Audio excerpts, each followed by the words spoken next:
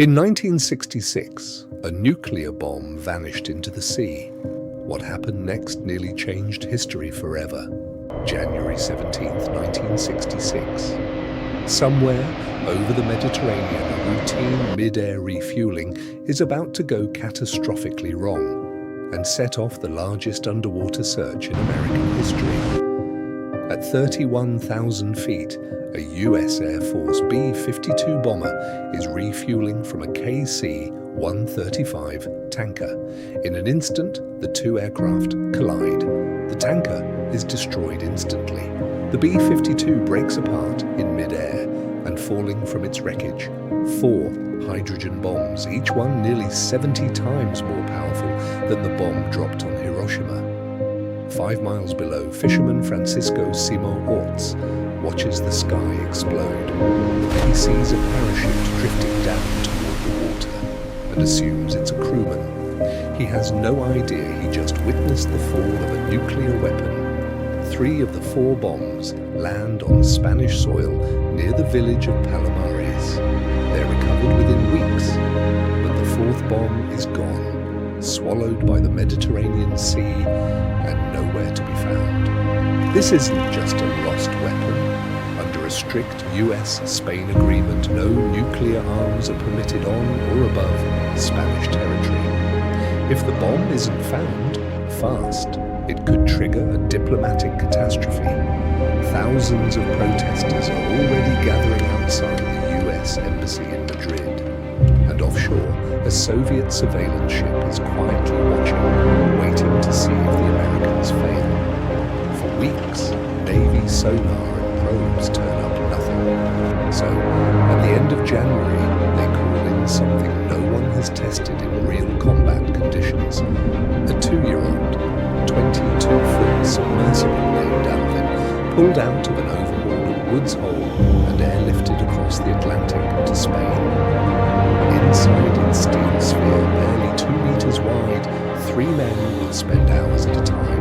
Pilot William Rainey, engineer Alvin and Valentine Wilson, diving 1,000 feet down into canyon walls so steep the crew jokes they've become underwater mountain climbers. Visibility barely 30 feet, and somewhere down there in the dark is a bomb capable of leveling a city. On March 1st, after weeks of fruitless dives, Alvin's pilot spots something on the seafloor. A long skid mark cut into the sediment, the exact kind of trail a heavy object would leave sliding down a slope. They follow it, dive after dive, deeper into the canyon. March 15th, 1966.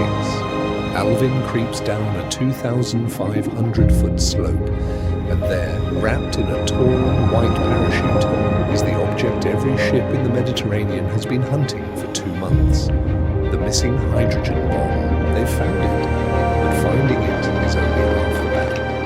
Engineers scramble to rig a recovery system, a hook hand-built from sheet aluminum tied to 3,000 feet of nylon line, lowered through the moon pool of the research ship Mizar.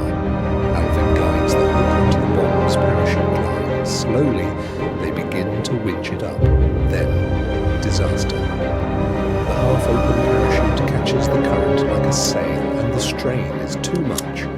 The aluminum hook bends, snaps, the line goes slack. The bomb is gone again, sinking back into the darkness, 300 feet deeper than before. The pilot and co-pilot must have been sweating bullets, a Navy officer on the operation later recalled. Weeks of searching, undone in seconds. By early April, the operation has stretched past 11 weeks. The world's press has caught wind of the story. Headlines are calling it the hunt for a lost nuke. On the Mizar and the Petrel, patience is running out. Finally, the crew relocates the bomb, now resting nearly 900 meters down, deeper and more precarious than before. This time, they'll try again. But as Alvin closes in, the wash from its own propeller stirs the water, and the half-deployed parachute billows open, ballooning outward like a giant net. In seconds, it's spreading toward the submersible itself. If the chute wraps around Alvin's hull or propeller, there may be no way back to the surface. 3 men, half a kilometer down, tangled beside a live nuclear weapon. The pilot slams the throttle and thrusts Alvin away, clearing the tangle of nylon and silk by what witnesses later describe as mere seconds. It's the closest the mission comes to catastrophe, and it forces the Navy to change its approach entirely. Rather than risk Alvin again, they turn to a machine, Curve, a cable-controlled unmanned recovery vehicle, one of the first of its kind ever used in the field. In early April, Curve is sent down to try where human pilots nearly paid the price, and in a stroke of pure irony, it succeeds almost by accident. The drone becomes entangled in the bomb's parachute lines itself, and, instead of failing, that tangle becomes the tool.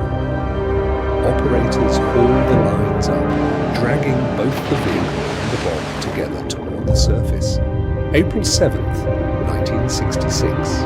80 days after it fell from the sky, the bomb breaks the surface and is hoisted aboard the USS Petrel. Cameras roll. Officials from the Navy and NATO pose beside it for photographs. The crisis is over.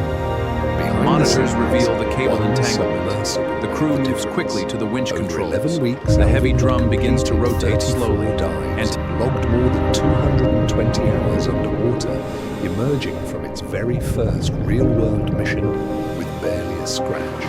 Newspapers nicknamed it Little Alvin and treated its pilots like heroes.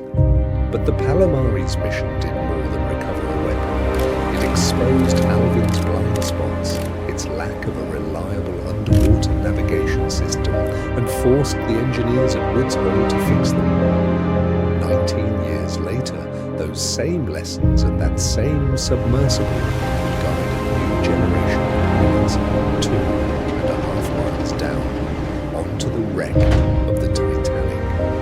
But that's a story we've already told you. This is where it began.